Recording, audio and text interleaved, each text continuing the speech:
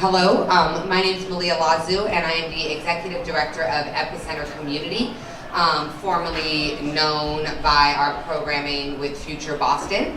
And we'll be launching Epicenter Community in the first week of April, so you'll definitely be hearing more about that. We're really excited. But welcome to Urban Mail. Urban Mail is a program that we've been doing for a few years now to give a place and a space to highlight the work that men of color are doing here in the city.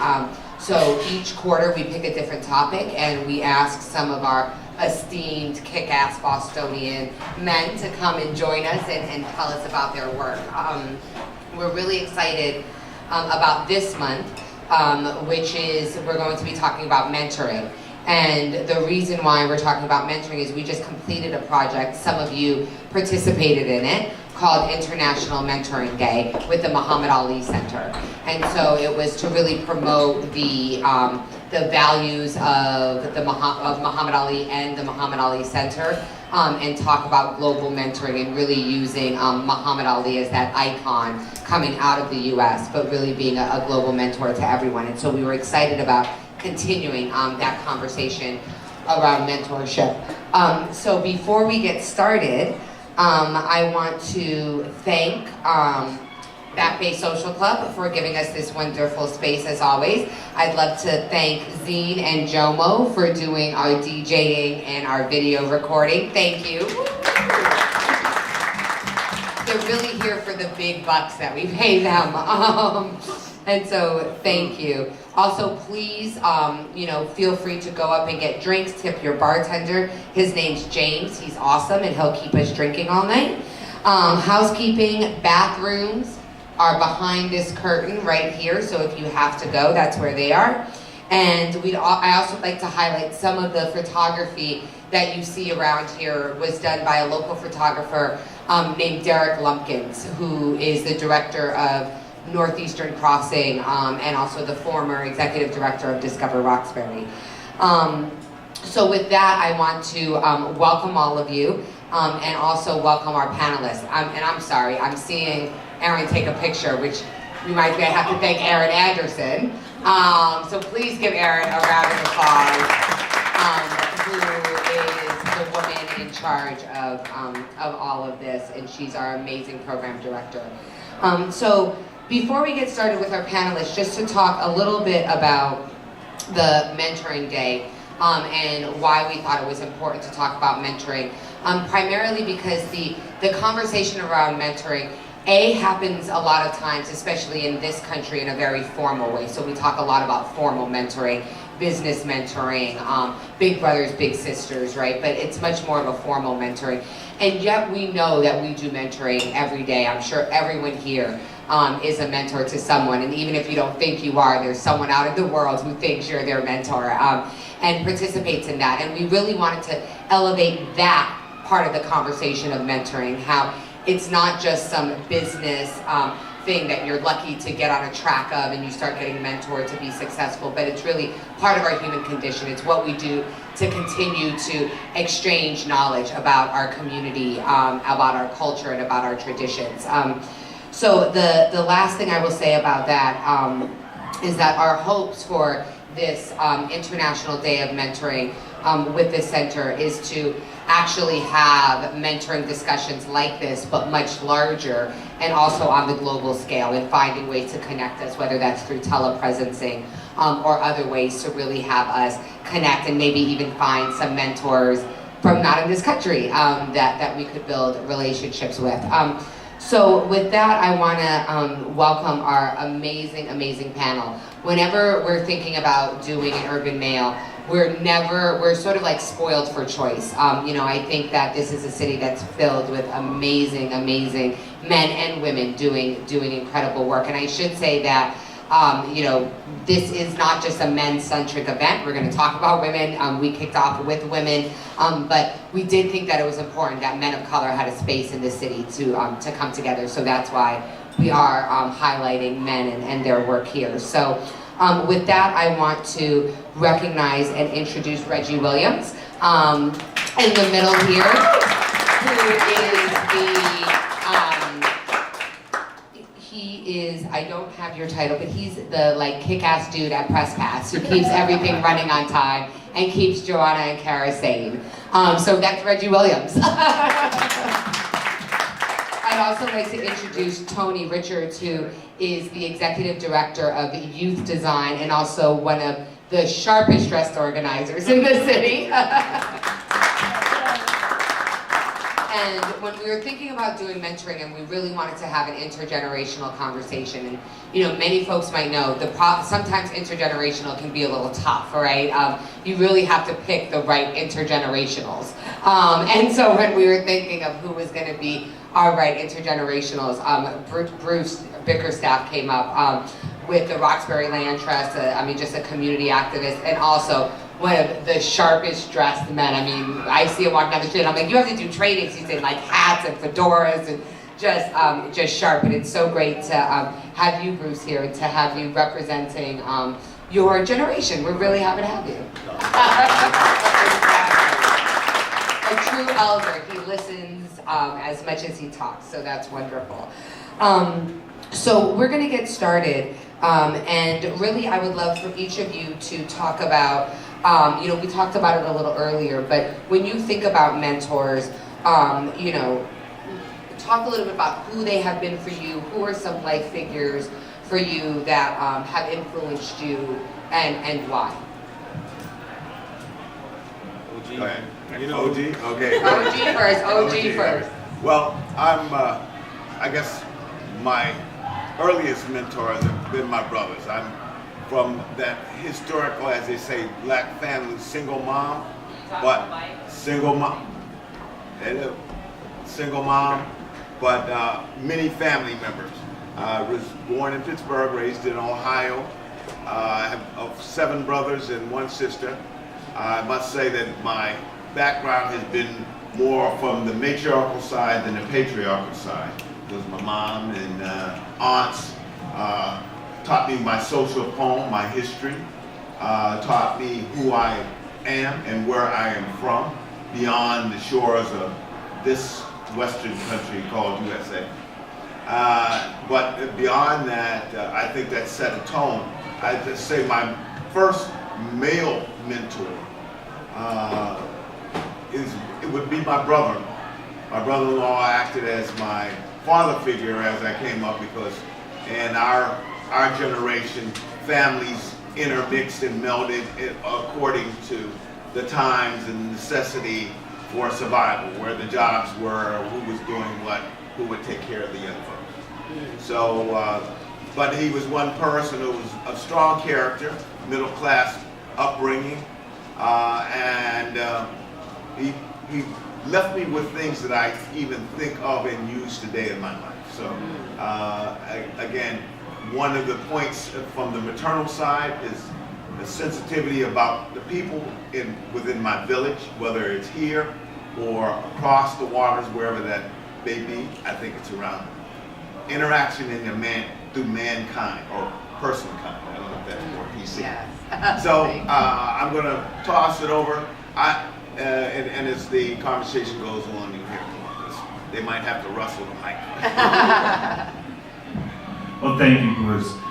Once again, my name is Reggie Williams. I am the Community Relations Manager at Press Pass TV. And one of my key life figures, I would say, is my grandmother, who I definitely also, like Bruce, came from a female-dominated household, and my grandmother was the queen of storytelling. Often with grandparents, anytime you have an issue in life, they can think of something to trump your story. Oh, I'm so tired. Well, I had to walk 4 miles in the snow to get to work at 4 o'clock in the morning in the dark. So I definitely learned that love of telling my story and being able to connect with people very authentically from her. And she instilled within me such a sense of discipline and also to carry on that legacy. And one of the first mentors, actually all of the mentors that I've really had from a male perspective, have been related to sports. So my mother, Donna, always signed me up, because I was in a female household, for every sport in the book. I played soccer, tennis, rugby, football, you name it, I did. Swimming lessons, rugby, it was crazy. So I remember at 7M, my Taekwondo instructor, as my mother being a single parent, and he knew that what was going on in my household. He knew that my mother had the support of her sisters, her 2 sisters, and my grandmother to help raise me. But that was really one of the first men that really showed me what effective male leadership looked like, and then that transferred over into playing high school sports, playing football, becoming a football captain, and then being able to help lead and serve within our community at Latin Academy here in Boston. So, Thank you, thank you.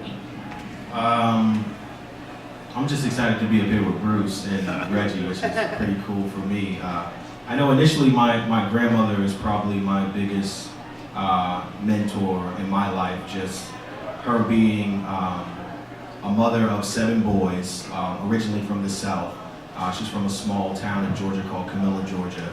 Has just instilled a ton of different practices and ways to live by to my uncles, who in turn kind of passed that down to myself. But my father is probably my biggest mentor. I mean, just somebody who not only leads by example, but I'm also able to leverage him. So I think mentorship, as we kind of talk about it, is kind of twofold. It's the leveraging aspect of it, and then also the skill building and kind of the sweat equity side of mentorship. So I think those two are probably the biggest in my life. And Tony, I'm actually going to ask you to hold the mic and go into that leveraging a little bit, because I think, you know, when we were talking about this day and talking about how to do this day, it became clear that there's a lot of people that maybe you call your mentor for a title or out of respect, but they might not be, as you said, leveraging their relationships or investing. You know, it doesn't necessarily have to be financially, but, you know, investing their relationships and helping you get further. So can you talk a little bit more about what leveraging for your mentee could look like? Yeah, definitely. I think mentorship in itself is always simplified, but I think in essence is twofold. I mean, essentially, if you come from a neighborhood like I come from, an inner city of Boston, you traditionally are guided towards the latter end of mentorship, the big brother, the big sister, hey, let's go outside, let's throw a ball, let's swing a bat, let's shoot some hoops, that type of mentorship, which is fairly significant. But where I feel is the platform that you can change and also grow is a mentor that you can leverage, somebody who can pick up the phone, make a call, somebody who could actually provide a quality opportunity for you. And I think that's the level of mentorship that we don't traditionally receive as much as I would want us to. I know at Youth Design, in my role, I know we provide mentorship to urban teens by leveraging the opportunities to work in the private sector, which it's not as much time consuming, but I have mentors in my network that I can call on that don't have the time to meet with me. But just the fact of each one, reach one, and if I pick up the phone and need them, I can leverage them is huge with mentorship. We don't value that as much with urban teens. We say big brother, big sister model, which is nothing wrong with that. That's the model that's traditionally pushed towards us. But the other model of if you need me, call me and I'll make sure I do something for you is usually the latter end. So I would hope that we would push more to an and rather than an either or conversation, because I think that we need both. We need somebody who can spend time with you and then also somebody who you can leverage, because I think what has helped me kind of propel in my career and be successful is both. I mean, I've had times and opportunities to fail. I've had opportunities where I could pick up the phone where folks put me in an opportunity that there's no way I would have got that opportunity. There's no way I would have got it. But that mentor I didn't spend as much time with as like a basketball coach or like a family friend who's just like kicking it with me. And so I think we need both, which is. Yes, no, thank you. And Reggie, will you pick up on that as someone who, and I know you have several of your youth here tonight, but could you talk about the responsibility that you take on as a mentor?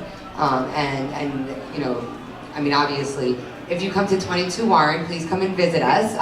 But you know, we get to see how the role that you take on. So can you talk a little bit about the responsibility that you take personally? Absolutely.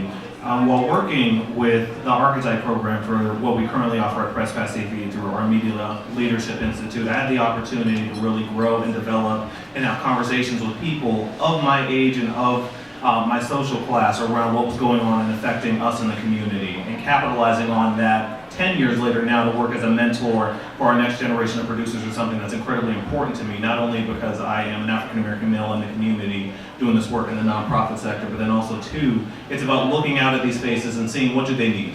You know, checking in with our students, meeting our students where they're at, and then also we have an informal caseload where we as a staff will take on and connect with 1 or 2 students and be able to really share our best practices, our personal experiences, and check in with them. How are you doing today? Did you have lunch? You know, you maybe want to grab a bite to eat, and having that time to just take a general space and have a conversation and get to know someone is so important. But then also too, we have our formal Taking Flight College and Career Readiness Program, where sophomores and juniors of our Media Leadership Institute are able to get paired up with a mentor and start working on objectives and goals in college applications, making sure that their resumes together, making sure that they have what they need to advance their lives and their careers. And that's something that's also incredibly important. For me to be able to share and take part in that work is one of the driving forces for me, because I had the opportunity to connect into that space at a young age.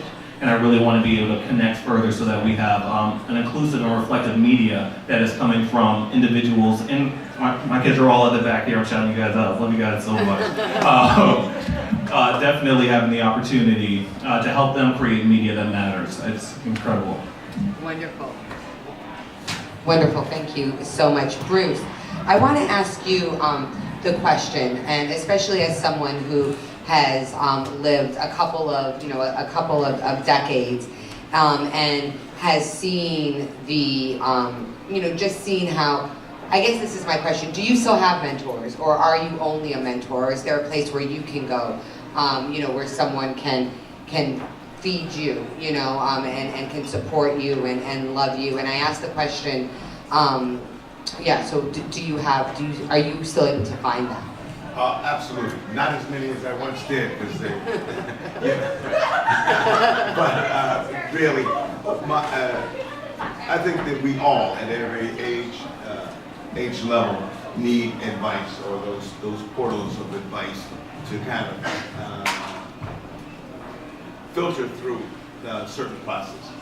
And I feel as though I have now have the opportunity to be that person who can kind of connect that which is, that which was, and that which is going to be. So, but hopefully in a sensible, useful manner. As we know, generations have a tendency to close off the experience or the lack thereof. So, bridging those spaces, I'm at many groupings and meetings, and people talk about, well, the young kids don't understand us, and the young folks see us in conversation and kind of at one another, don't understand the turmoil. And I think it's my place as a mentor to kind of be the bridge between the two. I hope that I can do that, because we cannot know where we're going if we don't know where we've been. That's my place. I know in my generations and generations prior to mine, life in America for black men, black women, people from across the diaspora were completely different. And I don't know if younger folks recognize the struggle, recognize the sacrifices that those folks who gone before them have made, open doors. And I think there's a very important piece there that has to be passed back, so the kids can reflect to something, as we may hear, there is not a real post-racial society. We may be entering those discussions, but some of the old tools are still being used. So as we can see with Black Lives Matter and other situations that are going on in our country. So it's a balance of how I pass on the best of our past without burdening the young folks somewhat with the blah blah blah. Yes, or the grist of what happened. Right. You don't want you want people to go forward with pride and passion, not to scare them back in a corner to what used to be. Or to burden them. It was interesting, we were doing this north-south conversation, if you will. So it was activists from the south and activists from the north. And the interesting thing about the activists from the south is that they would start with slavery. Any question started with slavery. And the activists in the north were like, so we're looking towards the 21st century, right? And this is what we're trying to do. And there actually got to be a tension because it almost was like, as soon as a southern person would open their mouth, like you would see the northern people. And it was very interesting. It was really like this southern, I think it was more of a cultural thing, right? Of like how southern people like to talk, right? And like northern were like, this is what we're gonna do and what's our agenda and what's our 10-point plan. Anyway, as the Southerners were talking and this tension started to grow, at one point one of the Southern reverends said, all right, you guys need to understand that this is our history, we have this baggage. He goes, but like going on a plane, we'll try to keep it to 2 carry-ons. And I think that that's important, right? That we find, how do we keep it to 2 carry-ons, so that it doesn't become overwhelming. Bruce, I'd love for you to continue down that path, and then we'll go down the panel to talk about, if you could say, what are the 3 things, right, that anyone who wants to mentor should pass down, right? Like what are if there's 3 core values or 3 core things that you hope that your mentees show, like if they're in the street, you're like, oh, I know my mentee wouldn't do that, right? Like what are the 3 core things that you think are critical for any mentor to pass down to their mentee? And then we'll go down the line with that question. Well, the first I'd say is focus on community. When I say that we may wind up in several different strata in terms of our social economic base, but recognize in this country, we're the only thing that we have right now, okay? And if we're not uplifting amongst ourselves, we're not going to just kind of by osmosis just float into society as they may want us to understand. We have to keep our numbers up and keep moving. That's point number 1. Point number 2 is the idea of listening to one another. Again, we get to the importance of self and place, and we forget to listen to one another. So when that happens, again, there's a level of stratification. I'm not them, they're not me. Until something catastrophic happens where everybody's looking for the next person to link up with, you know what I mean? So those are 2 important pieces. And just something as basic as communicating. Boston is a tough town for one another. We talk about the southern-northern effect, but just from my military perspective, when you start to look around, whether it's a team, the level of communication is very simple. You look one another in the eye, you just say hi. You can say it, you don't have to verbalize it, but just recognize each other as we go along. And that's, again, my sense of why I want to be here, because I want to look young people in the eye, and I want because I, as an older generation, cannot be afraid of my young folks, my offspring, because you are going to be people who protect my community as we pass the torch on. So it's got to be around love, and it's got to be around mutual respect that we do these things. Amen. Reggie? For me, the 3 things that I would think of is 1, make sure that you are okay and you can accept being uncomfortable. In these spaces and in these conversations, you have to challenge yourself to open yourself up, to share your experience, to share your truth, and to let people see a part of you that you might want to typically keep kind of over here. So being able to accept that change that comes through that work is incredibly important. Number 2, I would say definitely is to Bruce's point, also to make sure to listen. I know that often in a lot of spaces, a lot of people will talk at us. You should be doing this. You need to focus on this. You need to be getting into college. You need to get a new job. But to be really willing and able to listen to when people have authentic and integrity-filled, fulfilling statements that can really help contribute to your life, and even just sharing their story can be incredibly powerful. And the last thing I would definitely say is to make sure that you keep growing. You know, there is no graduation in life. There is no final, well, there is a final step, but there's no plateau that you reach in your growth. So, you know, you have to continue growing and working on yourself and continuing to learn and continuing to experience people, and having the opportunity to do that can be fun if you make it so. It can also be a burden. It's really up to you to choose, and yeah, that's it. Thank you. For me, I think a huge part of it is shared risk and shared responsibility.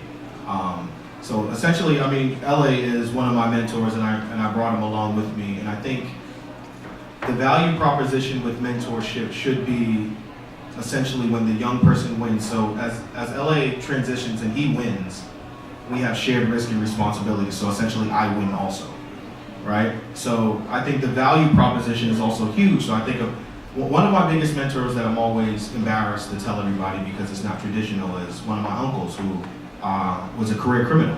He was in and out of jail most of my life. But being able to learn from somebody the right time, right place, right message, when somebody's telling you something the right way and it's the right time and you can be receptive to that message is vastly important. I mean, it doesn't have to be a traditional mentor. I mean, he's made a million mistakes in his life. Just the right time, right place, right message of him telling me a quality message at the time, just me being receptive to that was hugely important in my life. Just identifying mistakes. I mean, I know people who aren't here today, literally and figuratively. So just being able to navigate through different walks of life, having different types of mentors. I think it's hard being a young person when you traditionally you think and you want like somebody like Obama to mentor you, but there's different types of people that can help you with different types of walks of life, which is probably something that you learn on the fly, because I've learned a ton of stuff from him, but he wasn't able to leverage opportunities, so he was a different type of mentor. So there's folks that I don't spend time with, I don't know their families like that, who pick up the phone and say, whatever you need, I got you, and they're also a mentor to me also. Awesome, Tony. I want you to keep holding that mic because I'd like to go. I think this can be our final question before we have concluding statements, which is, how do you be a receptive mentee? And you know, that's something as someone who has been mentored for a long time and been open to mentoring.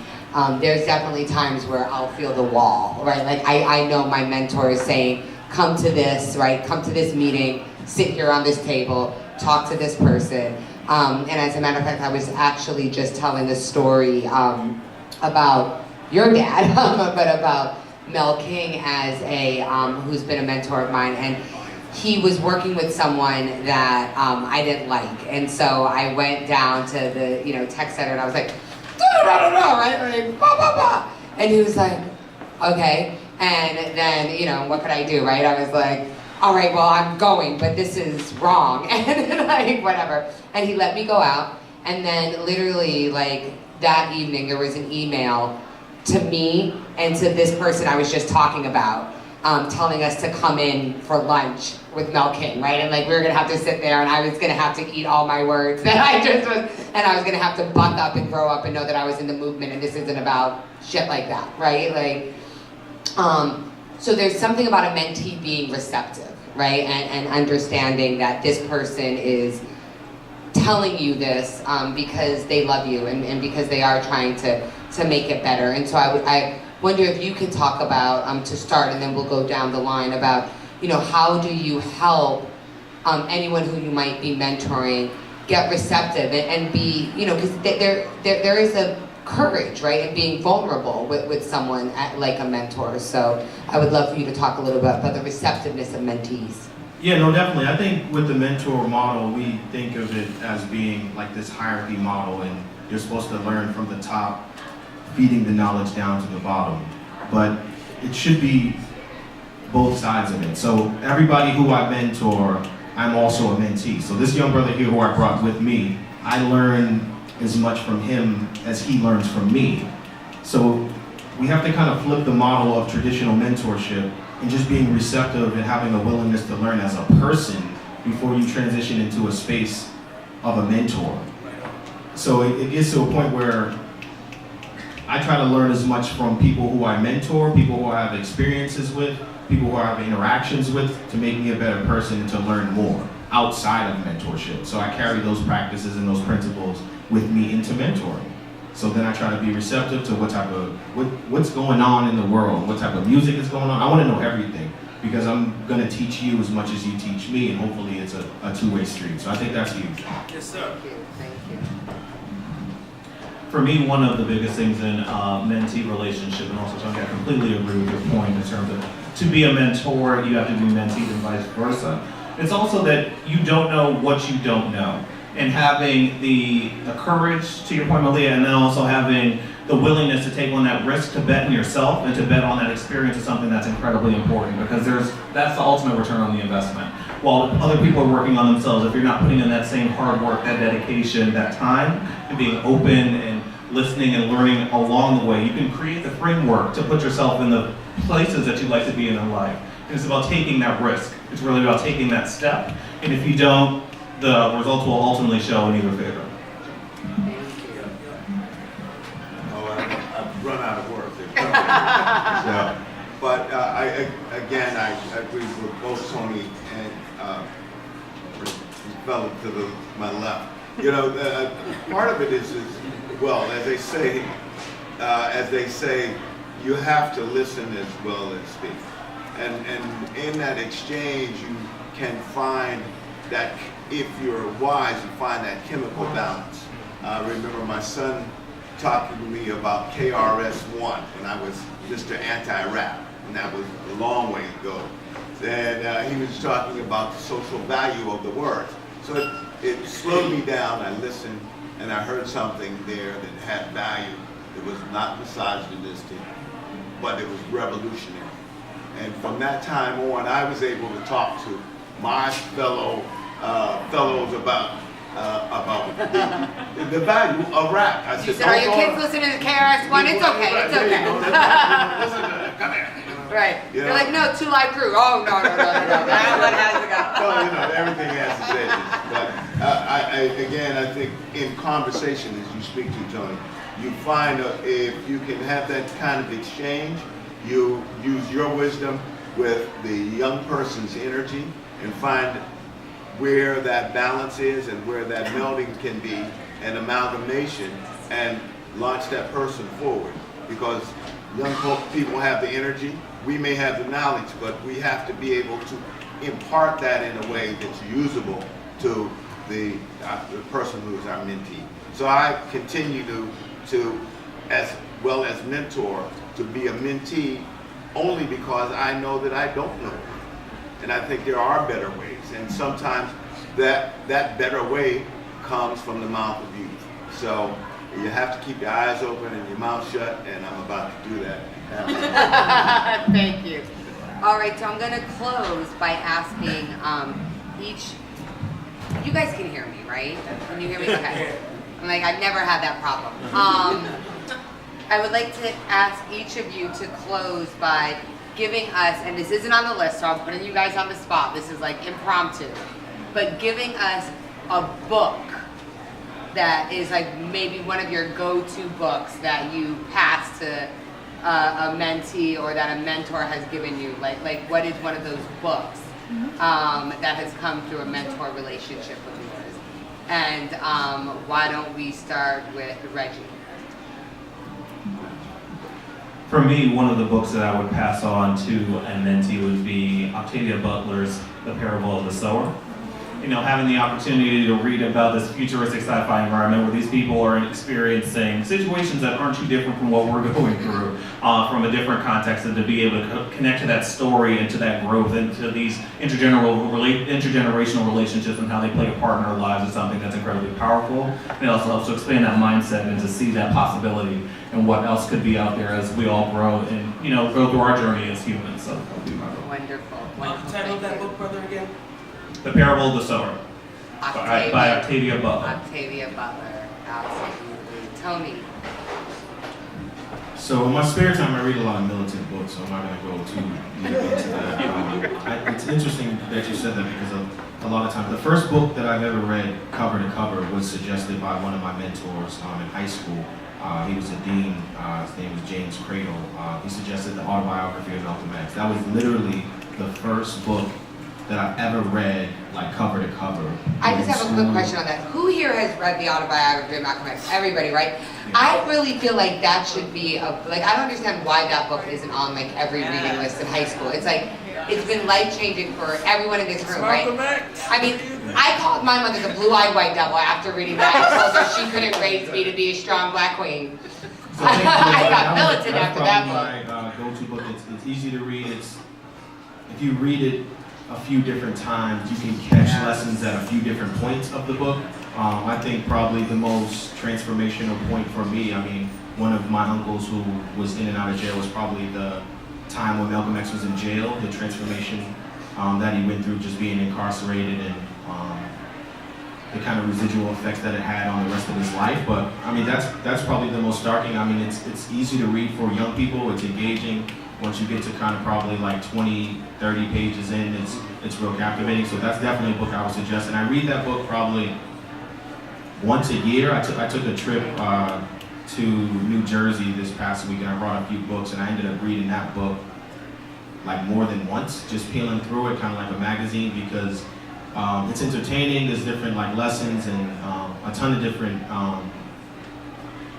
kind of things you can leverage in your life, which I think is important, because if you can't quantify, or me personally, if I'm trying to preach something to a young person, if it's not quantifiable and if it's not bite-sized and it's not cool, then it's whack, and it's hard to kind of get that to crack the door to kind of feed knowledge in. So I think that's a good entry point.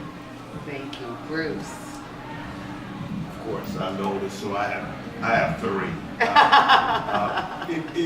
From whence we come, the autobiography of Frederick Douglass, because I think in Frederick Douglass's words, you see where some of the socialization come from in terms of the interaction between African and the experience in America from a slave perspective. But not only from a slave perspective, from the ability to recognize ability and move beyond your present place. Again, from a modern sense, well, I want to turn it back. The spook who sat by the door, Sam Green. There is something intrinsic to that in our survival skills in this country. You have to recognize that we of melanin we are not going to get away from we can get away from our position, but we can't get away from ourselves, because we are recognizable. So we're not going to meld in the melting pot for right now. And you must understand how to engage and enter to get your agenda. It's not necessarily, it's not revolution, but it's revolutionary, because we have to recognize where we are, and somewhat we be mad, but you can't really the police. You know what I'm saying? And the last is I'm going to stay on those two, but if you have any interest in thought process today, because we're in the melting pot, in the diaspora, what is the name of the book? The Disintegration of America. I think that we have to kind of rethink our dynamic and our interaction with Africans from America who have born in America, and Africans as the diaspora. So those are my three suggestions. Thank you very much. I'd like to ask everyone to give a round of applause for our panel.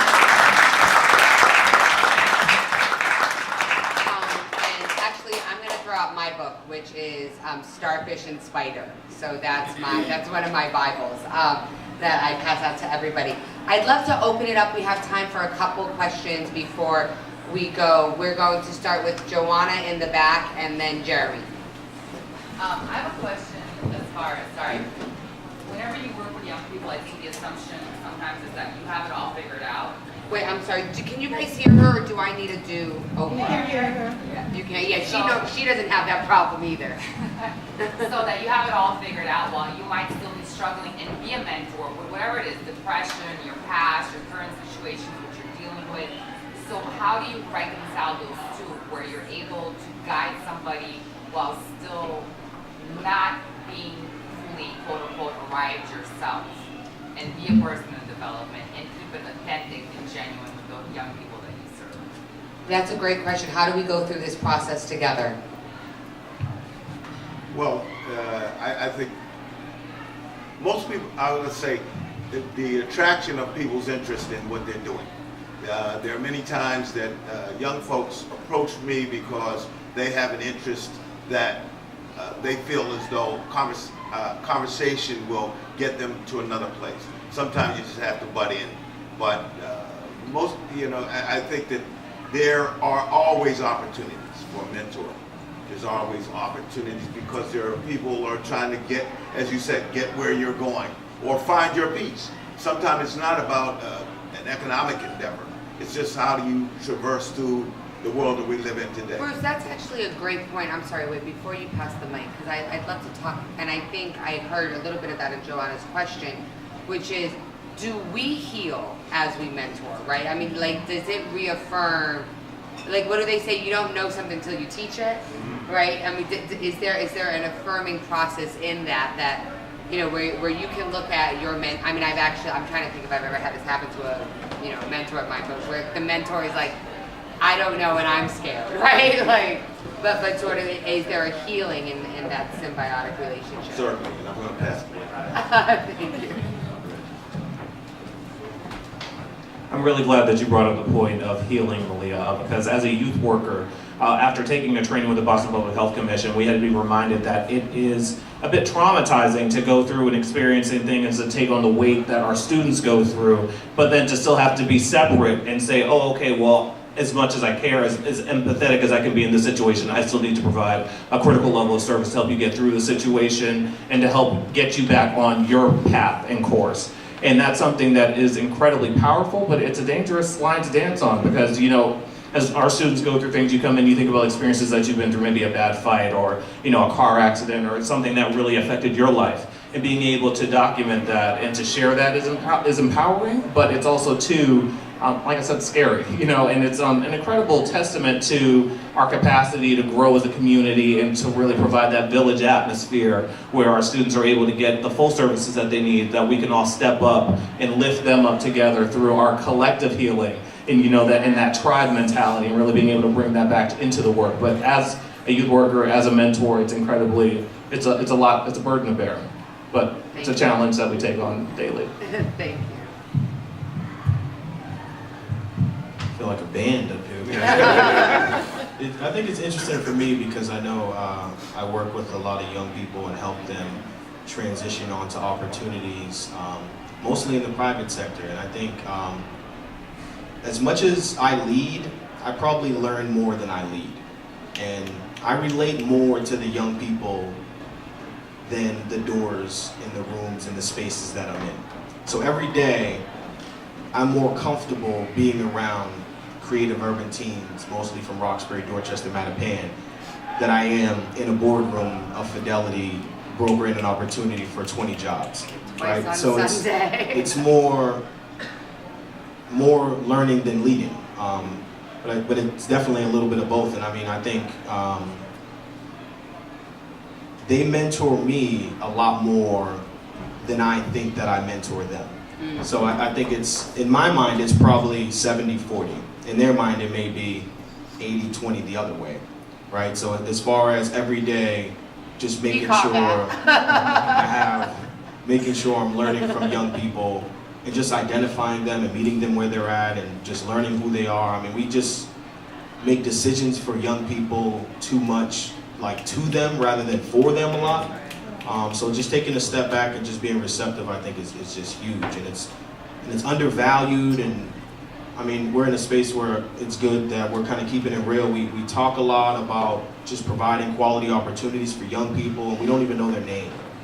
So it's like just taking a step back and just doing something for a young person rather than doing something to a young person is huge. Amen. Amen. Jeremy, and then you're going to pass it to that brother right back there. And we're going to do community microphone, and no one's going to go crazy and hold it for too long. Yeah, I do have that problem. Started with That's why I said it, brother. Now go ahead. The question I have is, I'm in a role, depending on where you're at, you are the young person in the room, right? So I'm in a role where I feel like I'm mentoring older people, you know? So I'm the young person who are mentoring older people, such as these men and women coming home from prison after 15, 20, 30 years, right? And they're trying to reintegrate themselves. And I find it as a young person trying to mentor these people that I tend to find myself, the healing, the leverage, such as you spoke of. Do you find it that if you have young people and put them in a position of power, such as mentoring men and women coming home from prison, teaching them their expertise of computer literacy? I've had YOU students teach my men and women how to read, you know, yes. And what about these opportunities for our, I won't say young people, but teenagers, you know, to be able to uplift and hold people who are older than them accountable to things that are going on in the community? I love that, and that's a great question. Are we seeing, and I think, you know, to Jeremy's point, we know we can learn from our younger people, we all said that. Are there some good models of places where high school students or, you know, younger are really given the leadership to Can I give mentor? a really quick example, such as like when they Hold the mic, brother, hold the mic. Oh, I'm you very gave it to soft-spoken. him. But such as when they had youth go out to visit elderly people and have those conversations. That's mentoring from young people to elderly people. And that not only helps the elderly, but it empowers the young people to say, wow, they really look to me for insight, comfort, understanding, and things like that. So They actually have a program like that Okay. where Zine, what's the program? it's older people in the U.S. interact with kids overseas to help them practice English. I think I saw a video of Cool. Yeah, no, definitely. I mean, I think essentially the structure of mentorship needs to be like demystified. We always look at a mentor as being like some old man who is like talking to a young person, but it's interesting for me. I look at mentorship as the opposite because I go to work every day or talk to young people or talk to my peers and try to learn as much from them because they're mentoring me. But the structure of mentorship traditionally, that's why initially I said there's two types of mentors. The one that is swinging the ball, taking a shot with you, shooting around with you in the backyard, and then somebody else who you call for a quality opportunity, you pick up the phone, he's like, yo, I got you. Come Monday, dress nice, you're good. We need both of those. We only traditionally get one of those. They usually say urban teens, Roxbury, Dorchester, Mattapan, you need somebody with a wiffle ball in the back to go in the backyard and swing a bat, but we need both.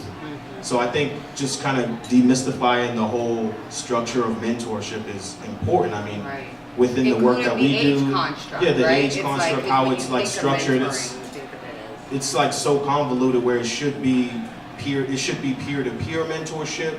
It should be upwards and downwards, but we just look at it as like some OG mentoring you, and you should be mentoring him also in my mind. as. Thank you very much. We're gonna go in the back and then we're gonna go right up here. And you're gonna have our last word, Irving, so thank you.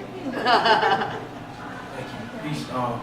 Peace, brother. Thank you all for stepping up and articulating this issue so wonderfully. Thank you. This is very, well.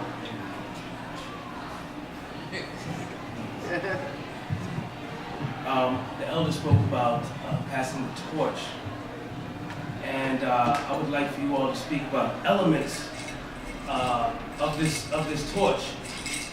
You know, what are these pillars that we're talking about that need to be passed? What are these elements that that we can take to the next level, bring with us, getting back to the basics and principles. Awesome, thank you very much. Let's continue to explore what some of those elements, right? I think we talked a little bit about what you pass on to your mentee, but what are those pillars? And do we have some collective pillars as a people that we make sure we pass on? Well, I don't know if it's correct, but I'd say integrity, honesty, as they say, keeping it real. Not in a hammer to the nail but as you were speaking, when you're the first line of communication in terms of age gap is what is the objective, and how do you find the way to articulate what's your objective, old brother, what's your objective, my sister, how are we trying to transition from and where are we going to? And I think some of that kind of honesty and just caring how we individually carry ourselves is important. Because I think that many of us in the room, even though we have questions, we also have answers. And we just want to be able to kind of uplift those things in terms of, as they say, 1960s, the struggle. Thank you. For me, I would say that it's definitely about having opportunities where our students can not only serve as mentors to each other, so students who have graduated from our program who are back can leverage their skill set to help the next generation of producers learn how to set up a light, how to create a treatment, how to go through the steps of production. And then also too, we have formal engagements where our students get opportunities to work with nonprofits at a certain budget size, and as a development opportunity, they go out and they take the lead on a project where they're interviewing the client, where they're setting up the steps for production, where they're going through the interviews and having the opportunity to really drive that process and develop that sense of agency. And it's really important that they have that and that they're instilled with that, because we work with a population who is dealing with things that I personally have never encountered. Dealing with things and traumas in our society, from what's going on in the media to what's going on at home, and not having a critical understanding and analysis of what's going on is difficult to have those conversations and to help change their perspective and their mind frames to help them move forward. So it really starts with making sure that we're teaching them the basics, financial literacy, talking about what's going on in the media, using pop culture as a reference and as a point, because it's something that we're all engaging in to really lend that discussion. Thank you. Yes, I was sorry to miss your formation discussion. I mean, if you'd like, yeah. You got some pillars. I was just getting stuck on the pass the torch. I just get so frustrated on that comment. Not the comment that you made, but just the whole prefaces of passing the torch. It's like so whack to me. I just get stuck on it. I think it's just so whack. We should be sharing opportunities with each other that are intergenerational, that are folks from different walks of life, that are a ton of different pillars. And as we continue to evolve this discussion around mentorship, it's hard for me because I'm usually the person that starts from outside the box and doesn't acknowledge the box rather than thinking outside the box. So if you're mentoring both ways, essentially you should be learning from a young person. So we always talk about mentorship of what expertise I can give you. And even subconsciously, we talk about the discussion of what I can give somebody else. So it's selfish, the way we talk about it, because essentially the structure of mentorship, we're kind of well, it's also a hard balance, right? Because to your point, you want your mentor to leverage. You want your mentor, right, to give you things in a certain way. Yeah, no, right? definitely. I know, and I think the biggest, like I said a minute ago, is shared risk and shared responsibility. So mentors who I've leveraged, who gave me something quality, when I won, they won too. So essentially, it was. That's a great pillar, our interconnected. You know what I mean? So it was as I kind of grew and became successful or succeeded on an opportunity, they kind of cashed into it also. So it was shared risk, shared responsibility. Thank you. Please take us home. I really just have, I think, maybe two comments. One is that right now all of my mentors are actually younger than I am, right? And I don't see it any other way in terms of kind of the learning and the keeping me accountable and learning in ways that I need to. The other thing I would say about mentoring relationships is that there are different contexts for them. First of all, I think we all need more than one mentor, right? And those relationships can last different amounts of time. You have mentors that can, it's your whole lifetime, or it can be just a single quality moment that you have with someone. And I think the context of those relationships can also be very different. There are times when you need someone who can, instruct you in math, right? They got that skill, they got the knowledge, you need it and that's it. And then there are other times where you're looking for someone that can give you that kind of like life kind of lessons, you know, that could just be with you, right? That can bring you to an event and you get to meet other people. And those are all mentoring relationships as well in terms of what it is that you gain from it, you know? Yeah. And I think just being more thoughtful that we all have that role in a different way. And we mentor people at every stage that we are at. So, you know, it might be the 16-year-old who's mentoring his little brother. You know, those are all mentoring relationships that we need to acknowledge and appreciate. That's right, that's right. Thank you so much. I think that, sister, you gave us a beautiful end, as women do when we end conversations. Exactly, right. And I want to thank you for coming, and I want to thank you for being a part of this conversation. We're going to continue to hang out and to continue the conversation. And please come and talk to our panelists, get their contact information. They're all available for mentoring. They're all available mentors because they have so much time on their hands. But thank you so much, and thank you for coming and participating in the conversation. So thank you.